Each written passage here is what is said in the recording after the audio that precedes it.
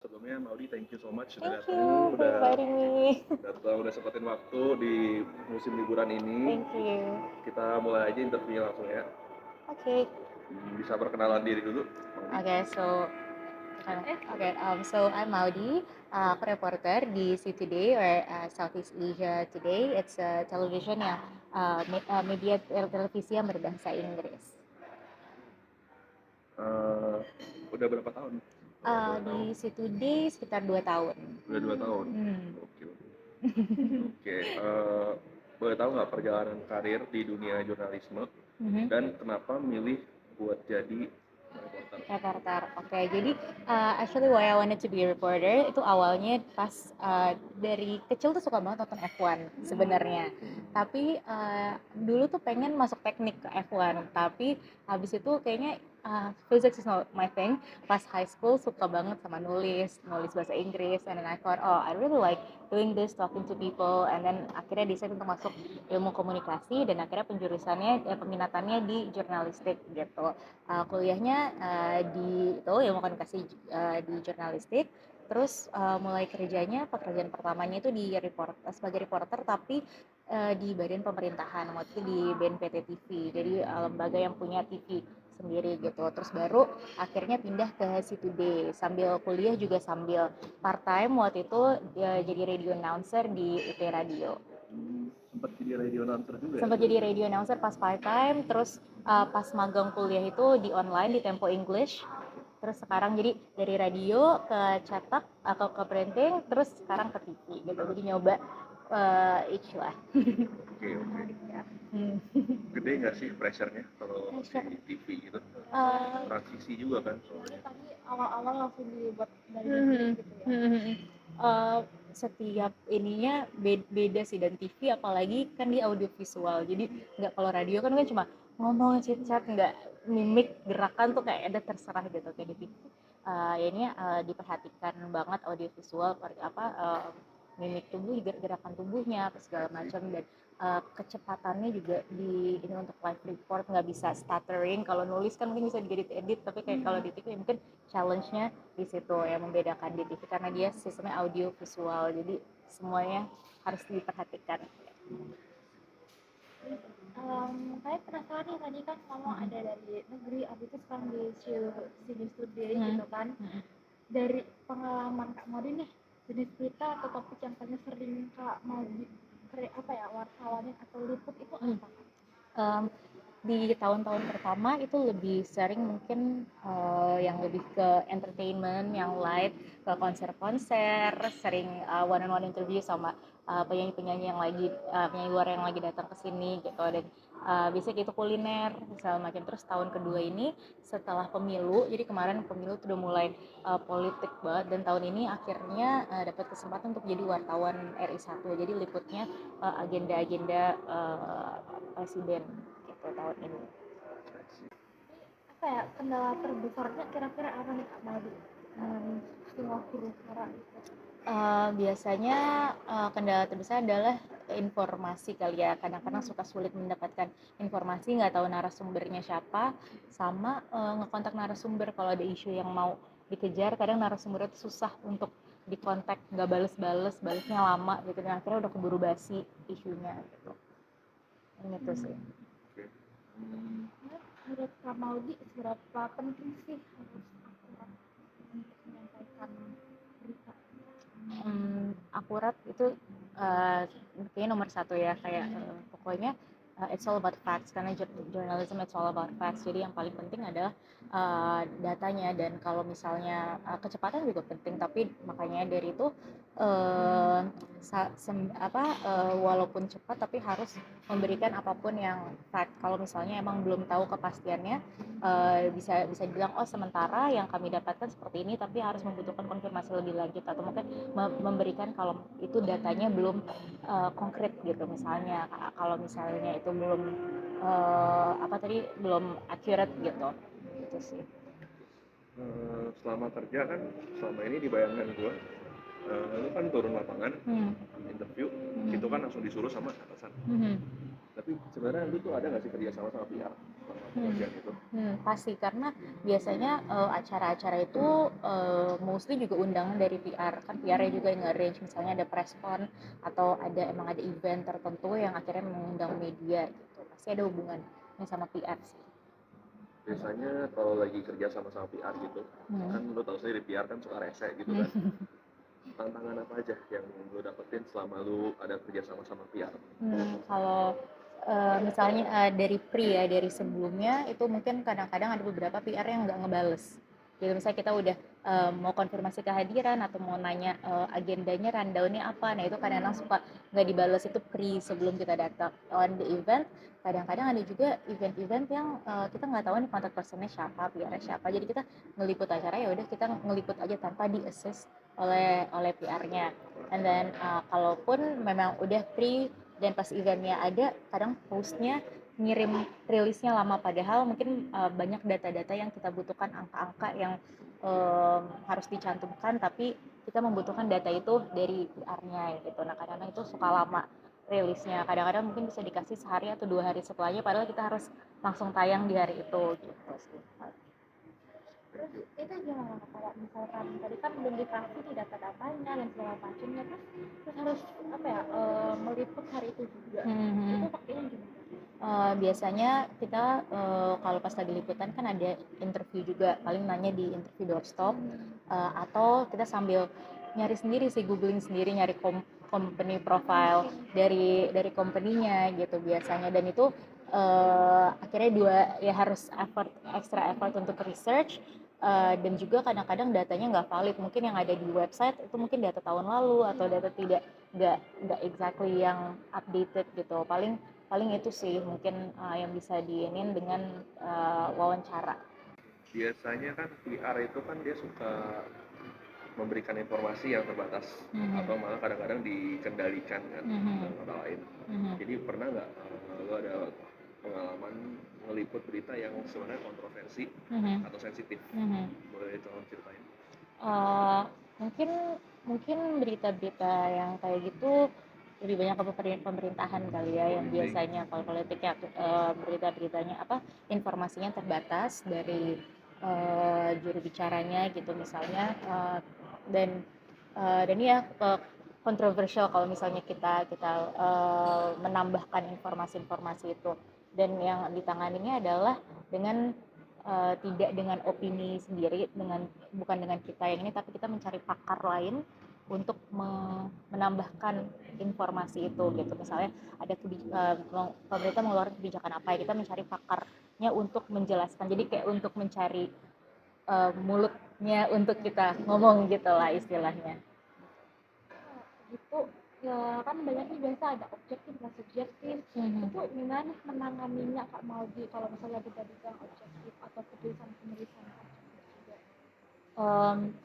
sebenarnya kalau kaidah jurnalistik kebanyakan kan cover both sides pokoknya semua harus ini kalau misalnya ada dari perusahaannya ngomong apa dampaknya misalnya ke masyarakat sisi lainnya ya harus objektif ke masyarakat juga jadi harus ada dari dua sisinya itu gitu sih.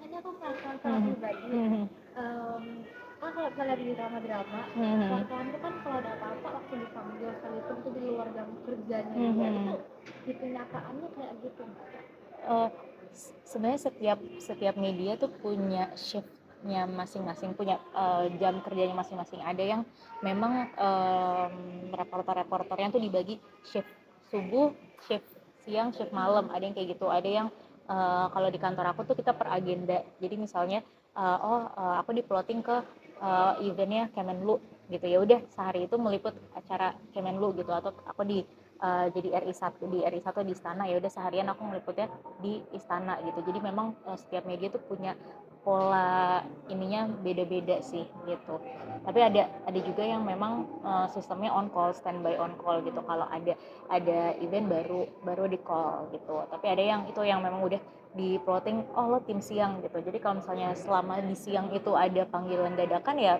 tim itu yang akan pergi gitu yang tim malam nggak akan diganggu sampai itu jam masuknya dia gitu. Gue boleh tanya nggak kan lu kerja di Southeast Asia News Today kan. Hmm. Stasiun medianya itu sendiri dia tuh mostly meliput apa? Kalau gue meliput semua, jadi kita bagaimana memberikan perspektif Indonesia juga terhadap dunia dan hubungan Indonesia dengan negara-negara lain, khususnya negara-negara ASEAN gitu ya. Jadi mostly yang kita cover yang scope-nya adalah national or international gitu. Jadi yang something that is too local yang mungkin media-media lain cover mungkin seperti kecelakaan motor yang kecil, atau ada pembunuhan atau korupsi yang skalanya masih lokal, itu mungkin nggak kita ambil gitu, karena itu skopnya belum nasional, sehingga kalau misalnya audiens luar nonton tidak ada rasa kedekatan gitu, tidak merasa relevan gitulah dengan mereka. Tapi kalau misalnya agenda-agendanya skopnya nasional, misalnya gempa yang besar yang dampaknya besar, atau misalnya politik pemilu siapa yang menang, yang jadi presiden, itu kan ada hubungannya dengan negara-negara lain, jadi audiensnya bisa relate gitu dengan newsnya. Terus biasanya kan tadi kan secara skala itu media itu meliputnya hal yang bisa berdampak lah gitu. Karena misalnya hal-hal yang gede gitu segala macam. Nah, habis itu ada nggak faktor yang nentuin kecepatan produksi beritanya itu, terutama saat lu lagi ngeliput sesuatu yang breaking news? Kecepatan ada ya, memang kan ada kalau berita kan dibagi, ada yang hard news, ada yang soft news. Jadi memang ada yang, kalau yang hard news memang yang semua yang harus langsung tayang gitu kan. Nah itu memang itu membutuhkan kecepatan. Tapi ada beberapa berita-berita yang mungkin skopnya cukup besar, berhubungan dengan Indonesia, China di bidang sustainability, misalnya pengembangan mobil listrik, itu skill yang besar, tapi tidak harus langsung tayang. Jadi mungkin bisa di package dulu untuk tayang besok atau 2 hari lagi gitu. Jadi tetap scope-nya besar nih, ini international relations on a big scale, but it doesn't have to be diliput di breaking news pada saat itu juga gitu. Kalau kamu sendiri satu hari itu cuman satu kali aja nge-reporternya atau lebih dari itu? Biasanya kalau di kantor aku 1 atau 2 agenda gitu. Biasanya datang ke satu event, jadi kita kan sebelumnya kita nyari narsum atau kontak si eventnya gitu, riset, terus datang ke eventnya, liputan, terus setelah itu post pro, kita ngegarap, bikin naskah sama ngedit videonya, rough cut itu di kantor gitu. Jadi biasanya itu for one event. Tapi kalau misalnya memang sedang dibutuhkan untuk lebih, biasanya tetap ini lanjut liputan lagi, satu lagi biasanya gitu. Mungkin ini suka kadang kan orang mudengnya wartawan itu cuma tampil aja di depan dari bukti aja, kalau nggak ya paling riset lah. Tapi ada sih job desk slide itu yang sebenarnya itu juga dilakukan sama wartawan. Kalau sebagai wartawan itu tadi kan ada ada pas liputannya, sama ada post-postnya ya. Jadi pre-nya pasti yang kontak narsum dan riset, and it's not actually that simple untuk mencari narsum gitu. Biasanya kan belum tentu punya kontaknya, jadi harus mencari siapa nih kira-kira punya kontaknya, siapa orang yang relevan.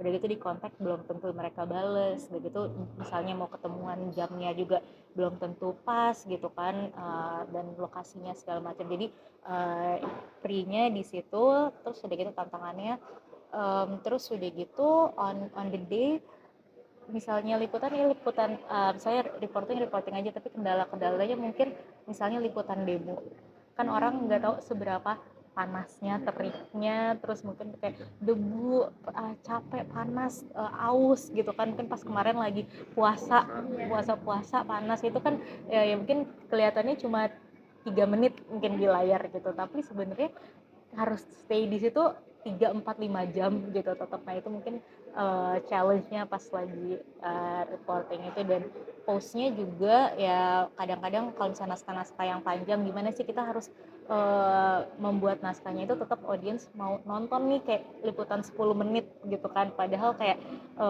liputannya serius banget, tapi gimana cara ngemasnya biar tetap interesting gitu. Jadi mungkin itu sih yang ininya. Udah sih. Jadi mungkin dari kami itu Yep. masih banyak salah satu insightful. Thank Sangat you so insightful. much. Sekian mungkin kita akhiri interviewnya. Thank you lagi sekali lagi Maudi udah datang. Thank you for inviting me. Dan semoga kita lulus.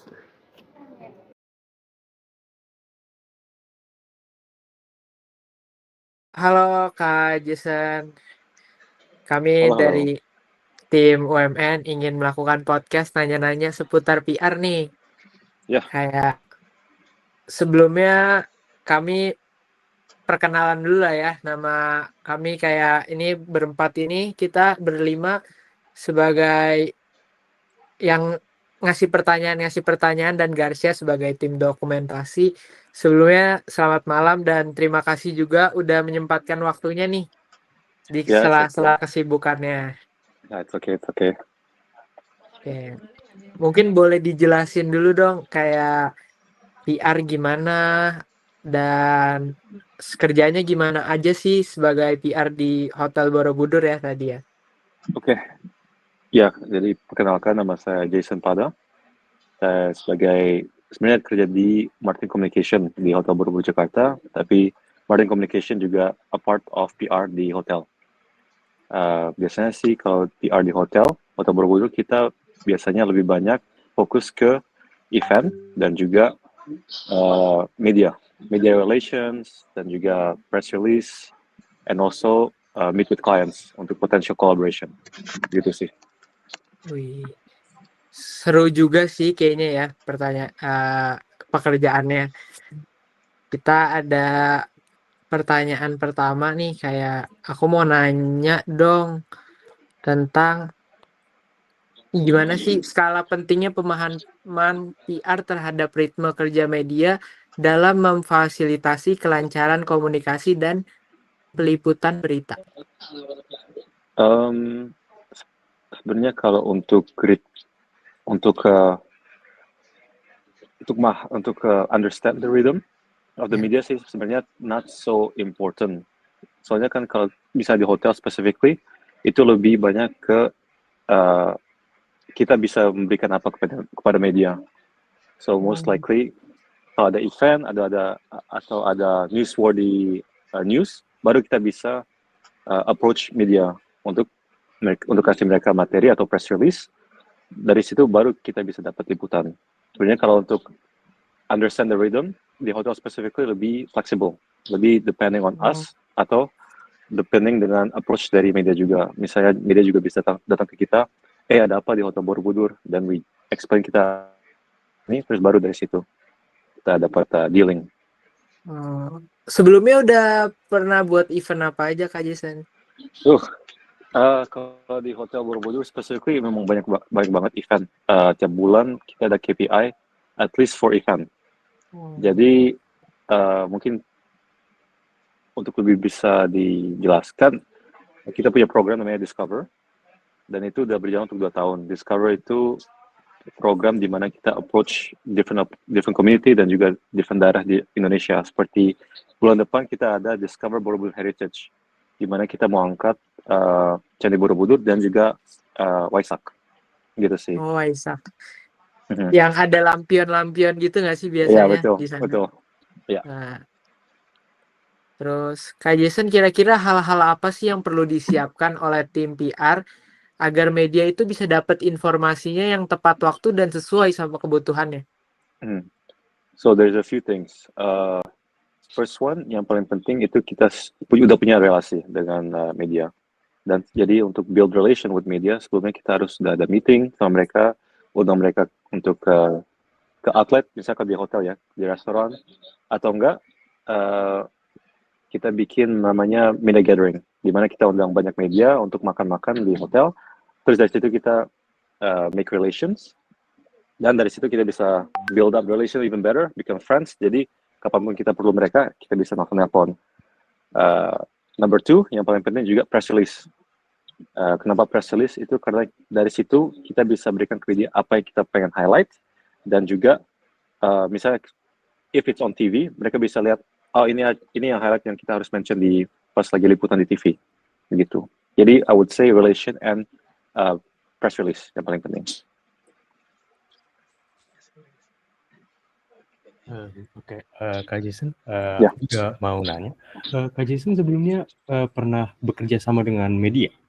Ya, sudah beberapa. Kalau boleh tahu medianya apa aja ya? Kita pernah dengan Jakarta Now, juga dengan Metro TV juga, CNN juga pernah, Now Jakarta juga, Sinpo TV,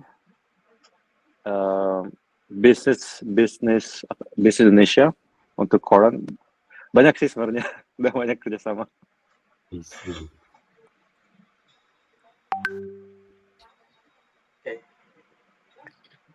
Banyak juga ya ternyata media-medianya. Udah berpengalaman banget sih Kak Jason ya kayaknya di PR. Iya. Ya, Udah sih, berapa lama Kak Jason di PR? Sebenarnya sih saya fresh graduate dari Desember tahun lalu. Jadi sekarang baru mau 1 tahun, 2 bulan lagi. Oh, tapi udah punya banyak pengalaman nih Ya, ceritanya karena memang untuk spesifik di Hotel Borobudur itu kita memang harus langsung nyemplung, harus benar-benar langsung aktif.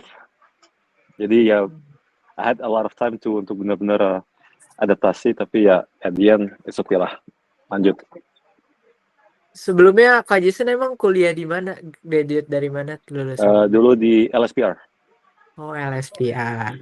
Ya.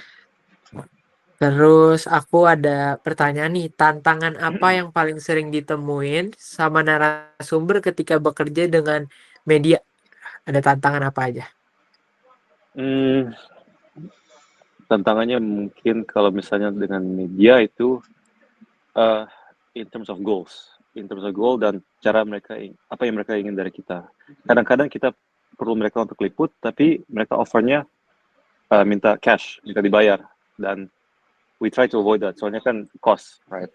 Dan juga dalam PR we try to avoid to pay for media, so that's why we build relation. Tapi kadang-kadang memang mereka very stingy, they don't want to give. Jadi kita harus memang bayar, tapi biasanya kita nggak bayar, kita barter.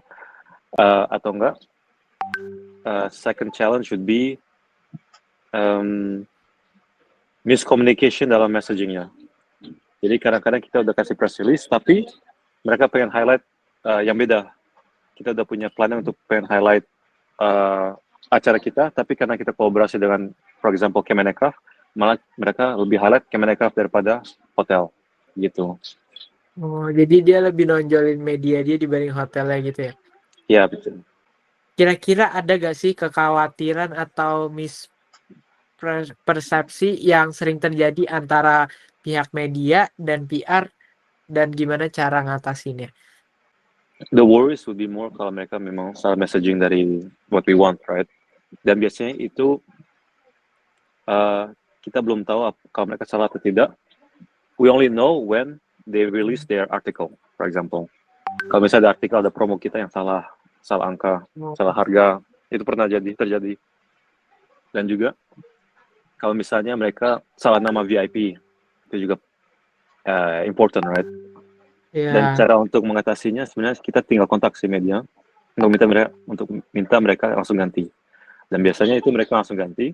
Ya kalau enggak nanti ya bigger problem, right, for media and the hotel. So they usually not obey, but they usually work together with us. They take down the article dan baru mereka langsung edit.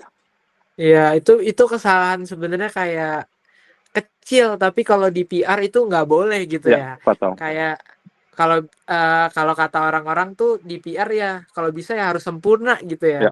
Benar-benar. Dan yang bikin susah itu kan ya we deal with media, tapi media juga orang ya kan. Jadi orang juga human error and also sometimes not focus or something, so that they end up messing up our prices, and then kita udah tunjukin ke semua public dan mereka ke hotel mikir, oh kira harganya segini, tapi ternyata tidak. At the end it falls on us di hotel. Oke Kak, sekarang aku pengen nanya sih, sekarang kan Kakak sudah terjun di dunia profesional ya. Ada nggak sih Kak tips-tipsnya buat kita nih yang masih mahasiswa yang supaya kita bisa lakuin sekarang dan nggak nyesel nanti ketika udah di dunia profesional Kak? Harus siap, mungkin siap mental ya, harus fleksibel. Di dunia PR itu kadang-kadang nggak tahu waktu.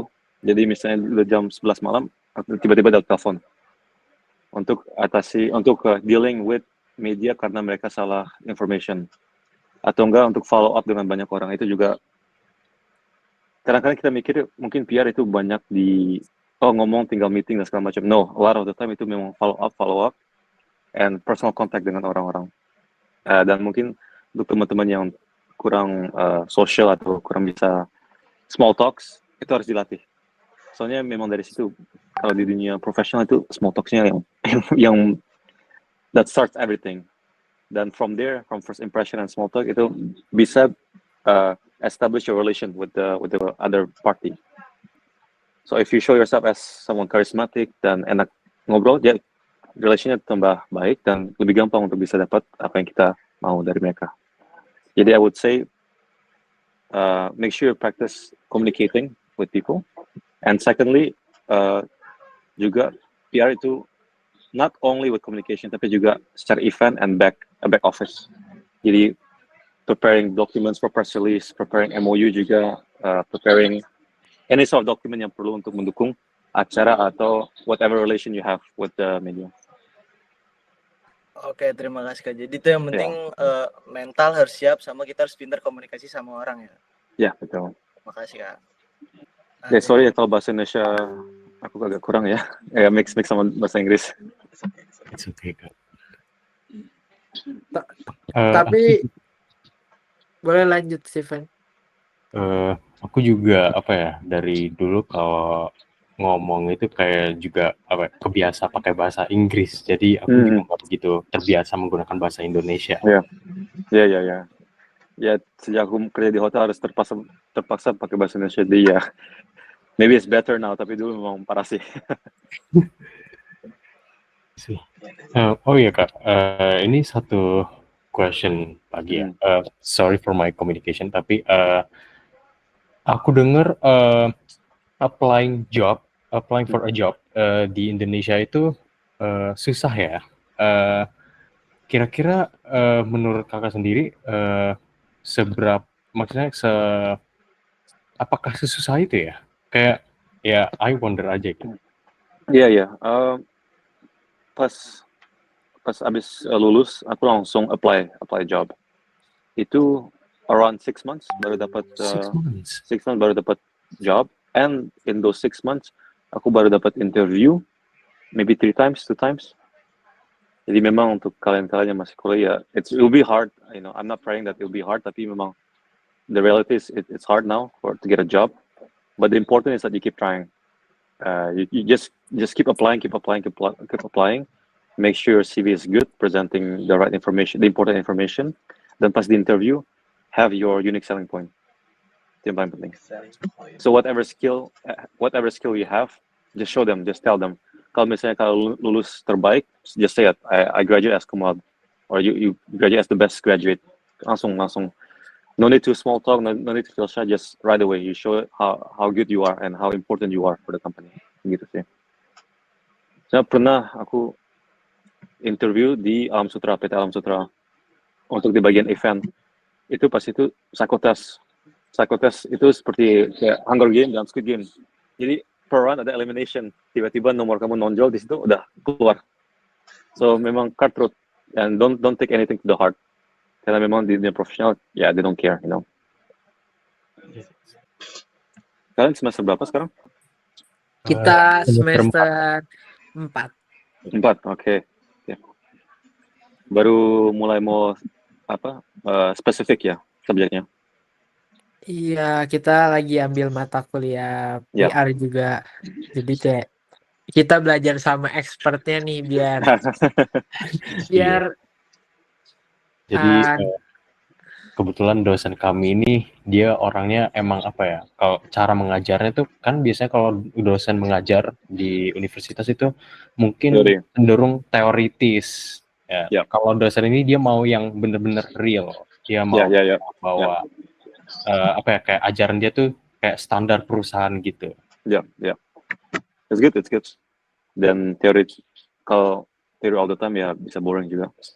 Mungkin cukup sampai sini aja ya Kak Jason untuk podcastnya. Makasih banyak banget dapat ilmu-ilmu dan pengalaman-pengalaman, jawaban-jawabannya juga yang tadi Kak Jason sampein masuk, dan lumayan kita dapat banyak insight baru lah dari dunia PR.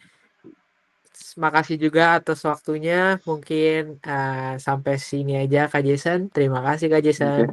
Thank you so much ya guys. Thank you so Kalau much. Thank you so misalnya much, Kak. pertanyaan Dan don't worry, just to message me ya. Ya. Oke, Dan, thank you banget Ya, Kak no